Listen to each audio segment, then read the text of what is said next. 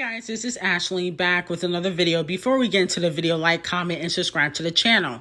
So let's start off with Puff Daddy, Carisha's sugar daddy, Cassie's old sugar daddy, okay, Diddy. It looks like people are coming out and saying how allegedly Diddy did not treat certain people right in the industry. Old clips of making of the band have been circulating the internet. If you don't know what Making of the Band is, it's basically an old show that Diddy had. I believe it was on MTV, where it was like a competition and he would decide what artist, what group he wanted to sign.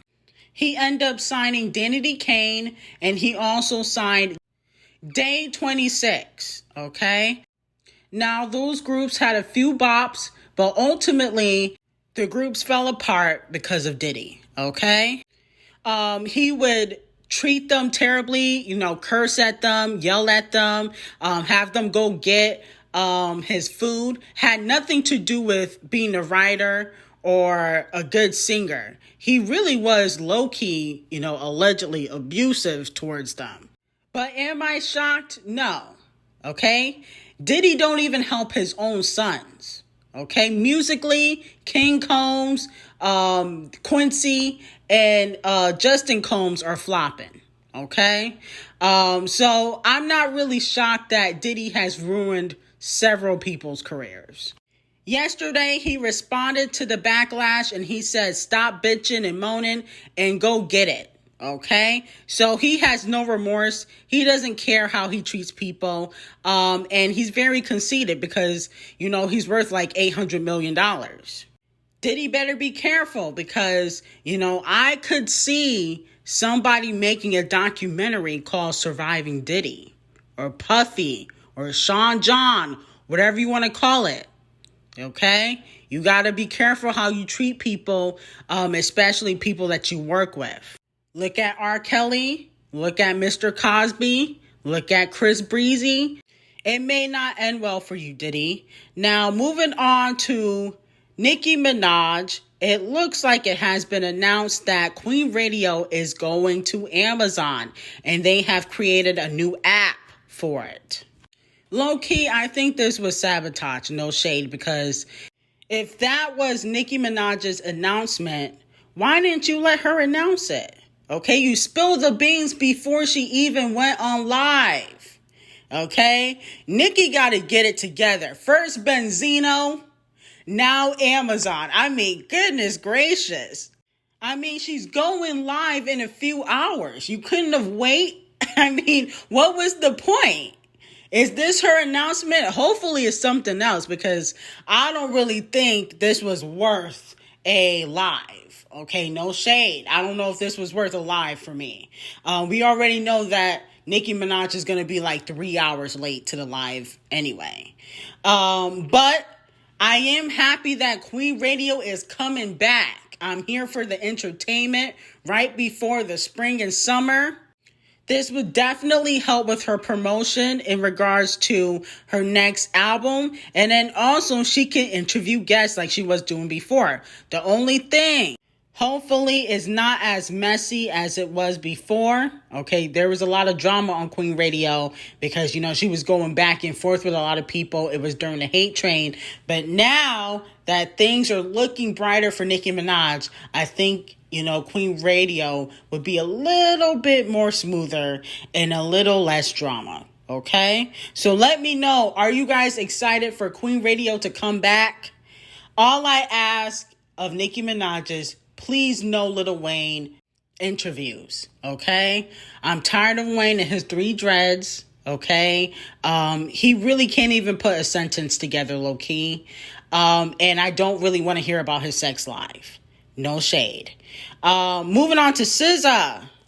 The stalling of the album. SZA has not put out an album since 2017.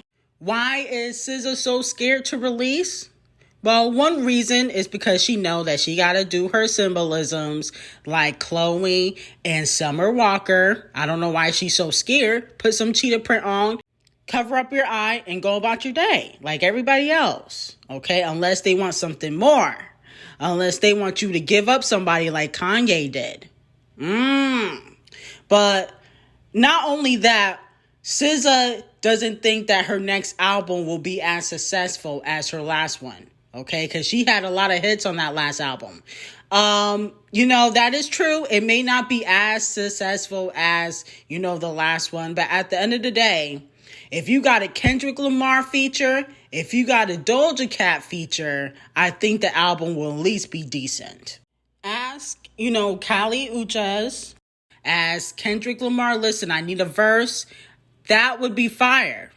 I'm not a huge SZA fan. I'm not even gonna front. I really don't care for SZA like that. I think it's because she's very inconsistent. It's like sometimes I'd be like, let me listen to SZA, and then sometimes I forget about her. But I do feel like she is somewhat talented. She's not a fluke. Like Camel Face said, Camel Face called her a fluke at first because he didn't think that she would ever make it. But then she obviously proved him wrong, okay?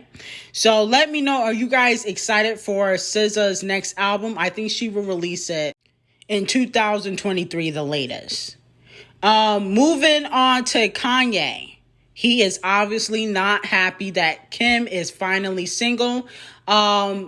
I don't feel bad for Kanye. I don't care what he posts. I don't care how sad he portrays himself. He's been dotting and bopping with the Kim K, lookalikes. But I did watch his documentary. And I will say this. That is the best documentary I've ever seen. Okay? One thing about Kanye, you cannot deny his talent. And another thing I will say about Kanye's documentary, it kind of showed how much of a narcissist he really is. No shade. But the guy that was filming him for like 20 years, Cooley, whatever his name is, Coogee, he treated him terribly. Once he made it, once he started getting all these awards and going to the Grammys and stuff like that, he basically brushed that guy to the side. I mean, it was kind of sad to see him string that man along, okay? And then once he made it, especially after his mother passed, he basically told him, listen, I don't want you to film me no more. He didn't want to do the documentary for like 6 years. And then on top of that, when he fell out with Camel Face, okay, like in 2014, 2015, when he fell out with Camel Face, Coogee or Cooley, whatever his name is, comes back around. I was like, oh my goodness, Kanye is so fucking fake. I was like, now you want to bring that man back around because you fell out with Camel Face. So that's all I really have to say about the documentary. If you have not watched it, I think you should. It was very inspiring, okay? I'm not going to lie. But Kanye was fake as hell to a lot of his friends that he grew up with. Anyway, like, comment, and subscribe to the channel. Make sure you turn on post notifications. And I will see you guys in the next video.